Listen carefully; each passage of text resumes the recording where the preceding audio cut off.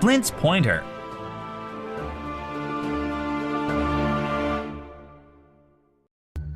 Jim, Long John whispered. I know the doctor told you to run for it, and you refused. I saved your life, and now you've saved mine. I won't forget it.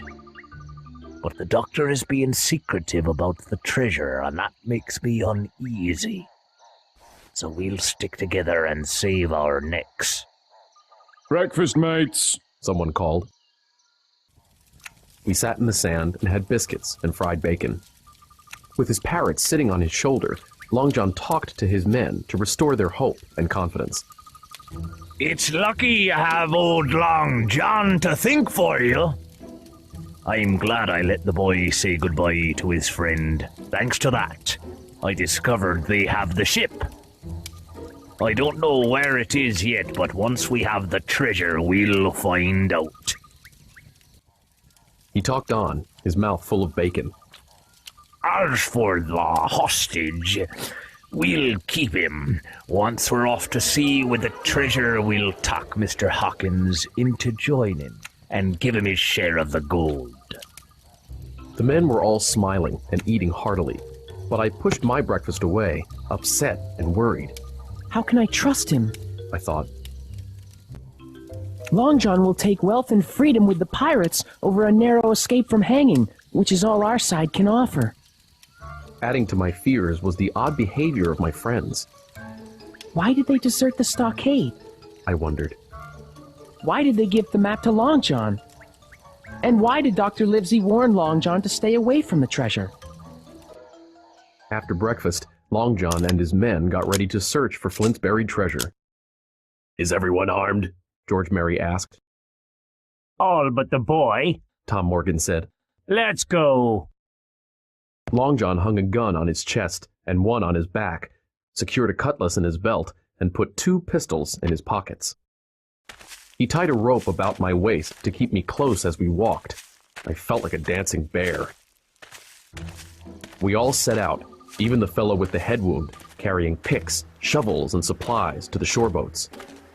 The pirates and I got in, and as the boats moved along the shoreline, Mary and Morgan discussed the map. "The Red Cross is too large to be exact," Mary pointed out. Morgan said, The note on the back isn't clear either. he read it aloud. Tall tree, spyglass shoulder, bearing north of north-northeast. Skeleton Island, east-southeast, and by east. 10 feet. "So, a tall tree is the main landmark," said Mary. Before us was a high plateau that joined the sloping southern shoulder of Spyglass Hill. As we rode, the plateau merged with the cliffs of Mizzen Hill, and the top of the plateau was dotted with tall pine trees. It's that one. Dick pointed to a tree. No, it's that one, said Tom Morgan, pointing to another. Wait until we get there, boys, shouted Long John. Flint's tall tree can only be found by the readings of the compass. Take it easy. It'll be a while. We eventually landed at the mouth of a second river, which ran down a ridge from Spyglass Hill. And then we climbed a marshy slope toward the plateau. At first, heavy mud slowed us down, but gradually the hill got stony underfoot and the woods became less dense. Smell the air, Dick said, breathing deeply. "Forget that," George Merry snapped. "Look for that tree." Up ahead, each man ran around excitedly in search of the tree, as Long John and I followed behind. I was still tied, but I had to help him so he wouldn't fall down the hill. We'd proceeded about half a mile when, suddenly, one of the men cried out, as if in terror. Ah! Ah! Everyone ran in the direction of the screams. He can't have found the treasure, Morgan said, hurrying past us. We soon saw the cause of the man's terror. At the base of a big pine tree was a human skeleton, with a few shreds of clothing still attached. A chill struck every heart. He was a seaman. George Merry stated, examining the rags. This is good sailor's cloth. Aye, but why is he lying that way? Asked Long John.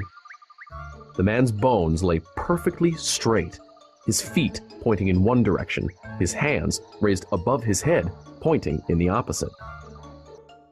Ah, I know. Here's the compass, George. Long John said. There's the point of Skeleton Island, sticking out like a tooth. Just take a bearing along the line of the bones. George Merry took the bearing.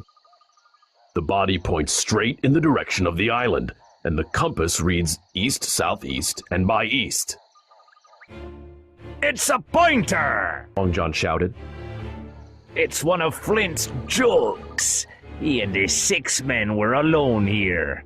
He killed them all and laid one down to show the way. Flint was a cold-hearted man. Long John pointed to the skeleton. Look, the hair's yellow. That would be Dennis. Remember him, Tom? Aye, I knew him, Morgan said. He stole my knife. Ah, ha, ha. Dennis was quite a thief, Laughed Long John. They were murdered and left here. Dick said uneasily, kneeling among the bones. It's not natural. Not natural and not nice. Long John agreed. If Flint were alive, it'd be 6 of them against 6 of us. But they're all bones now. Flint is dead, The fellow with the bandage said. but if any ghost could walk, Flint's would. Flint died hard, deeply drunk and asking for more rum. Aye, that he did. Muttered Tom Morgan. Stop this talk. Long John said. Flint's dead and doesn't walk. Let's get the treasure. But the pirates no longer ran through the woods.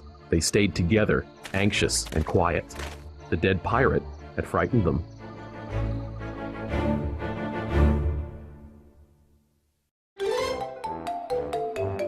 Little Fox.